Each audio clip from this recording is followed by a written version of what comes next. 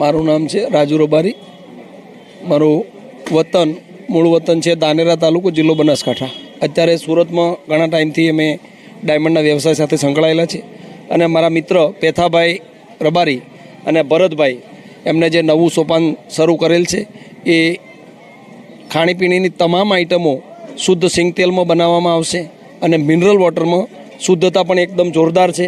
તો તમામ મિત્રો જે સુરતવાસીઓને તમામને એકવાર અવશ્ય મુલાકાત લેવા આપ સૌને ભાવભર્યું આમંત્રણ છે.